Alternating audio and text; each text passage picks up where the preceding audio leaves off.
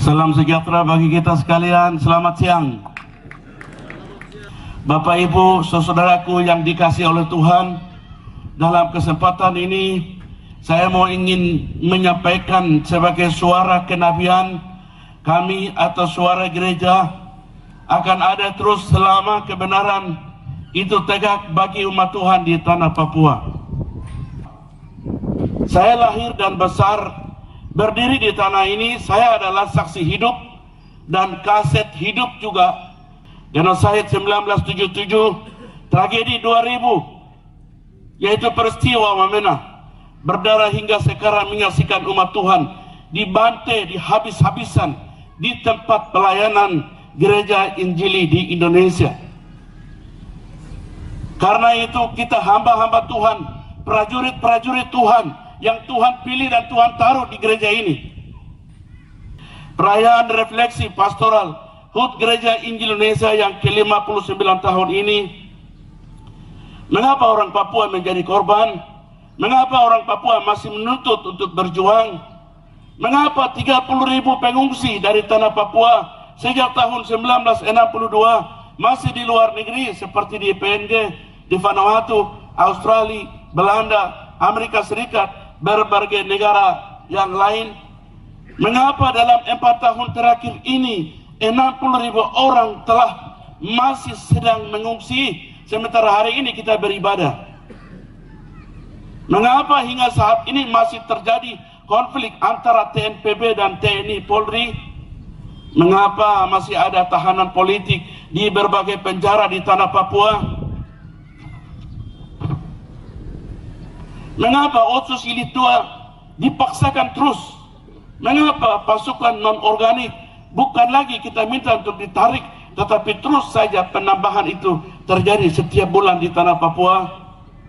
Dengan jujur, saya sebagai hamba Tuhan, sebagai Presiden GIDI yang melihat semua situasi dan kondisi tanah Papua hari ini, menyampaikan bahwa akar konflik Papua selama 59 tahun sama dengan umur gereja Injil Indonesia juga 59 tahun, seiring dengan perjalanan perkembangan gereja Injili dan Barat, gereja Injili Rian Jaya hingga gereja Injili di Indonesia 1963 sampai dengan 2023 tidak berubah.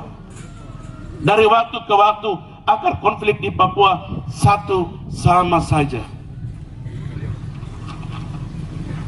Bicara secara sesungguhnya kepada rakyat Indonesia dan publik internasional untuk mengetahui apa yang dituntut umat Tuhan selama ini.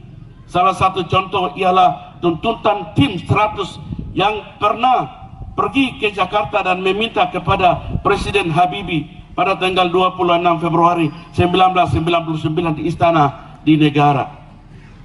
Penguasa yang mendengar dan menyaksikan itu, tetapi pada saat itu sama penguasa bersama para elit politik, elit birokrasi, serta TNI Polri dengan licik mereka selalu mengalihkan, membungkam dan menyangkal dengan 100 kali dalil serta alasan yang strategi untuk menyangkal fakta. Sesungguhnya suara yang memperjuangkan umat Tuhan ibarat anak minta roti malah diberikan ular naga.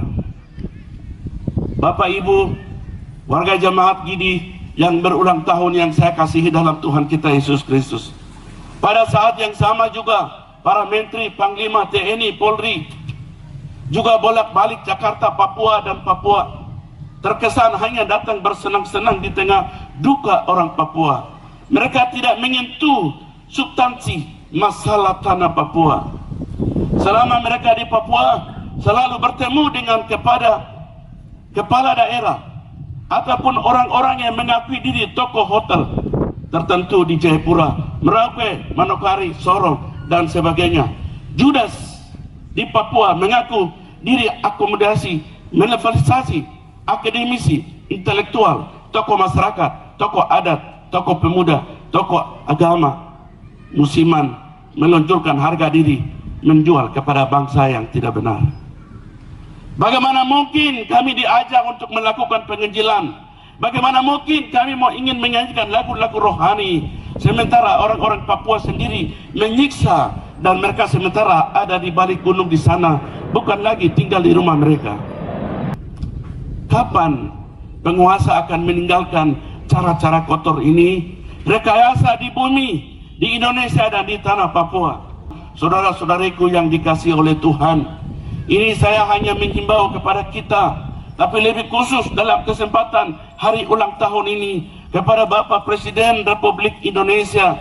Dewan Gereja Papua mencoba tampil bersuara apa adanya.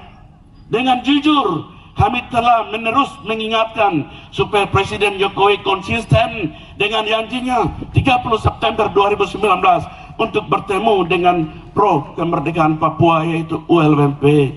Kami juga telah meminta supaya sebelum pelaksanaan Otsus Jilid 2 dilakukan, yaitu selesaikan 4 akar persoalan yang ditemukan oleh LIPI.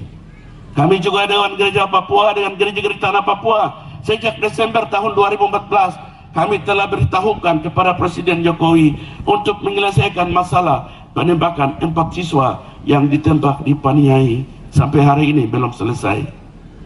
Presiden Jokowi hentikan kebijakan politik rasisme sistematis pemerintahan kepada orang Papua yang terus mulai terlembaga. Pemaksaan rencana pemekaran provinsi di Papua merupakan bagian dari politik rasisme terlembaga sistematis.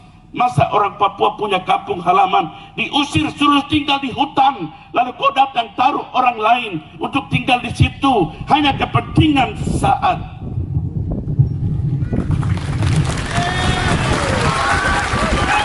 Diisi dengan pemekaran supaya orang luar masuk, supaya salap sayap militer berkembang. Kalau begitu kau anggap apakah orang Papua ini masih anggap manusia atau binatang?